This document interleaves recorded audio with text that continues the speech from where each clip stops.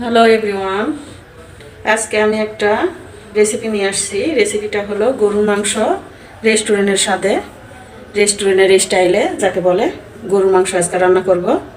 তো ওইটা আপনারা দেখেন আমি এটা কিভাবে পাক করি, আপনারা ওইভাবে ট্রাই করবেন। তো এই যে এখানে আমি গরুর মাংস নিয়েছি 1 কেজি, আর এখানে 250 গ্রাম পেঁয়াজ আছে, 250 গ্রাম। আর এই যে এখানে 5 পিস আমি নিয়েছি রসুন, গোটা রসুন। গরুর মাংসের ভিতরে গোটা রসুন থাকলে ভালো লাগে। আর এখানে কিছু পেঁয়াজ আছে বেরেস্তা করার জন্য। এখানে 2 টুকরো লেবু আছে। এখানে ছোট ছোট 2টা টমেটো আছে। এখানে 2 চামচ পরিমাণ আদা রসুন জিরা বাটা আছে। এখানে আছে বাদাম বাটা, এই যে বাদাম বাটা। আর এখানে আছে এই যে এটা কিশমিশ, এখানে কিশমিশ আছে 15-20টা কিশমিশ আছে। এখানে আছে লং 4 পিস, এখানে আছে গোলমরিচ 8-10টা, আর এখানে আছে দারচিনি 4 ফাল, আর এখানে আছে এলাচ। এলাচটা আমি পিষে নিয়েছি, এরকম আপনারাও পিষে নেবেন, তাছাড়া দাঁতে আবার বাঁধবে। তো এটা দিয়ে আমি যেভাবে পাক করি আপনারা দেখেন। এখন আমি করব পেঁয়াজ বেরেস্তা। পেঁয়াজ বেরেস্তা করার পরে মাংস, এই পর্যায়ে আমি পেঁয়াজ বেরেস্তাটা করে নিব, তারপর আমি মাংস ম্যারিনেট করব। মানে এই তেলে আমি মাংস আবার ম্যারিনেট করব। তো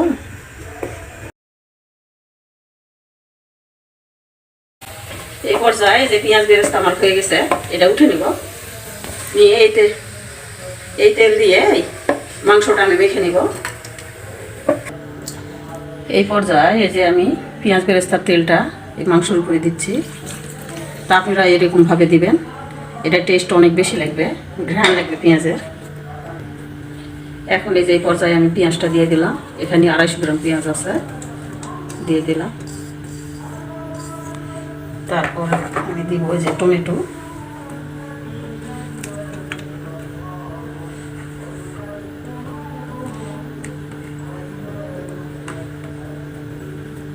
তারপরে যে মরিচ দিলাম 4-5টা মরিচ দিলাম। এই পর্যায়ে যে রসুন দিলাম, তারপরে যে দিলাম বাদাম বাটা। এখানে 2 চামচ পরিমাণ আছে আদা জিরা রসুন বাটা, এটা দিয়ে দিলাম। এখানে আছে যে কিশমিশ দিয়ে দিলাম, 15-20টা কিশমিশ আছে। 4টা আছে যে লং, এখানে আছে গোলমরিচ 7-8টা, আর এই যে 4 ফাল আছে দারচিনি, 8-10টা আছে এই যে সাদা এলাচ পিষে নিয়েছি। আপনারা এরকমভাবে পিষে নেবেন, রান্নাটার টেস্ট অনেক বেশি হবে এরকম করে নিলে। লাস্ট আমি এখানে দিব এই যে লেবু রস দিলে, যেহেতু আমি পাতিলে পাক করবো এটা ফ্রাই প্যানে, তো লেবু রস দিলে তাড়াতাড়ি মাংসটা সিদ্ধ হবে। অল্প একটু লেবু রস দিচ্ছি। এখানে দিব আমি এসে লবণ, স্বাদ অনুযায়ী লবণ দেবে। আর 1 কেজি মাংসে এই যে 3 চামচ, ছোটো চামচে 3 চামচ লবণ দিলাম।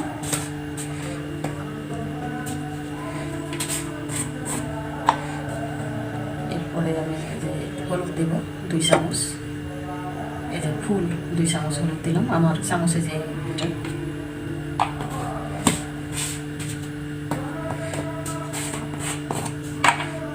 তারপরে যে দিলাম লাল মরিচের গুঁড়া, শুকনো মরিচের গুঁড়া 3 চামচ, আপনারা কম বেশি করে দিতে পারবেন।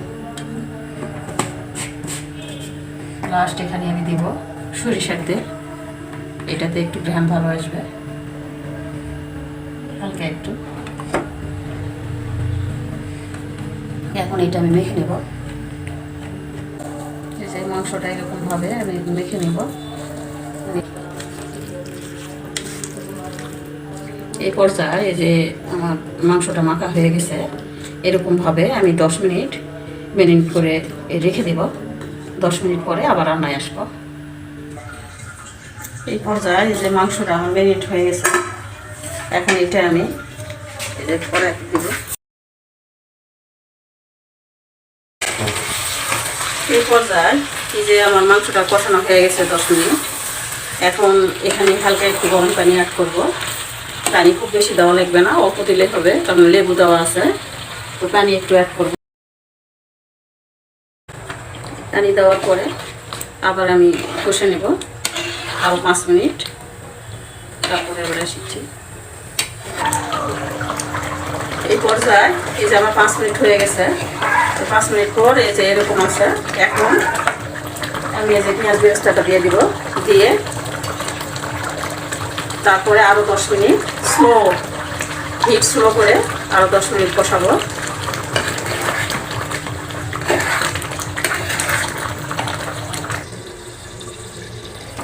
এই পর্যায়ে এই যে 10 মিনিট হয়ে গেছে। এখন আমার রান্নাটাও কমপ্লিট হয়ে গেছে। এরকম হবে, আপনারাও রান্না করে দেখবেন, অনেক টেস্ট লাগবে খেতে। গরু মাংস এখানে রেস্টুরেন্ট কোয়ালিটি, একটু মিষ্টি মিষ্টি লাগবে, একটু ঝাল ঝাল। এই যে দেওয়া আছে, কিশমিশ দেওয়া আছে। আবার পরিবেশন করে দেখাচ্ছি। এই পর্যায়ে এই যে আমার রান্নাটা কমপ্লিট হয়ে গেছে, দেখতে অনেক সুন্দর লাগতেছে।